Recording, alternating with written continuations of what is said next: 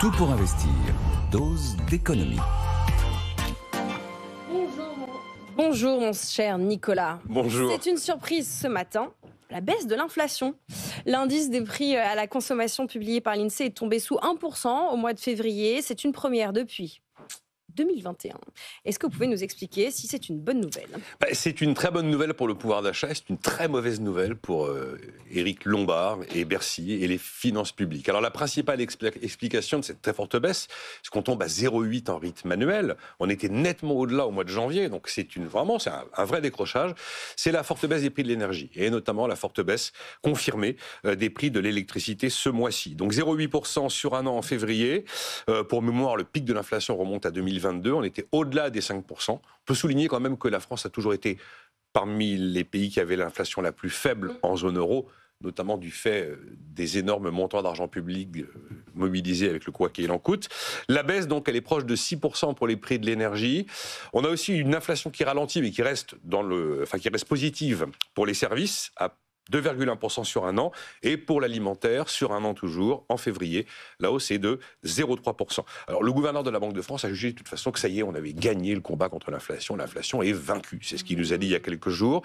Je rappelle toujours que lorsqu'on annonce que l'inflation baisse, ça ne signifie pas que les prix baissent, ça signifie que les prix augmentent moins vite. Baisse de l'inflation, ce n'est pas égal à baisse de prix, c'est égal à accélération plus faible des prix. Ça n'en reste pas moins une très bonne nouvelle pour le pouvoir d'achat. Bon, pour le pouvoir d'achat, oui, mais vous nous dites en intro que ça n'est pas une bonne nouvelle pour tout le monde. Non, quand on a un décrochage pareil entre janvier et février, c'est une traduction concrète du ralentissement de l'économie. Voilà. L'activité faiblit. Je vous rappelle qu'on termine 2024 au quatrième trimestre avec un PIB moins 0,1.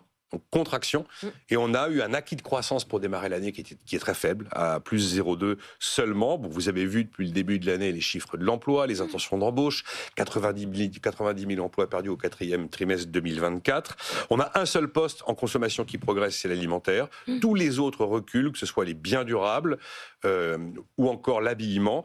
Et le taux d'épargne reste à un niveau stratosphérique, vous en parlez suffisamment ici, on est encore largement au-delà des 18%. Le gouvernement espère toujours 0,9% de croissance en 2025, mais le consensus des économistes a quand même sacrément baissé, puisqu'il table maintenant cette année sur 0,7%. Donc une inflation qui se contracte, c'est une bonne nouvelle pour le pouvoir d'achat, mais si elle se contracte soudainement, c'est un reflet du ralentissement de l'activité. Donc pour le coup, là, ce n'est pas une bonne nouvelle.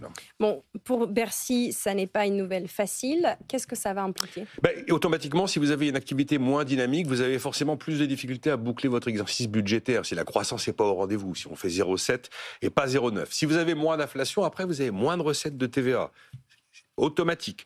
Ensuite, moins d'inflation, automatiquement, c'est plus de difficultés à maîtriser sa dette. Parce que lorsque vous avez une forte inflation vient éroder mécaniquement la valeur réelle de la dette. Une forte inflation, en fait, ça veut dire que l'argent vaut moins et que la valeur réelle de la dette publique baisse. Et donc, c'est juste techniquement une difficulté supplémentaire.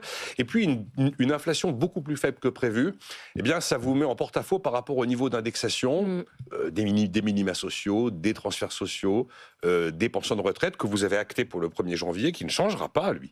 Et si vous n'avez pas le niveau d'inflation prévu, eh bien, automatiquement, ça va mécaniquement peser plus lourd sur le budget. Et donc, voilà, pour toutes ces raisons-là, une inflation qui ralentit plus que prévu, ce n'est pas une bonne nouvelle pour la gestion des comptes publics et le budget de l'année en cours. Voilà, inflation basse, bonne et mauvaise nouvelle. Merci beaucoup Nicolas Dose pour cette première dose d'économie de la semaine.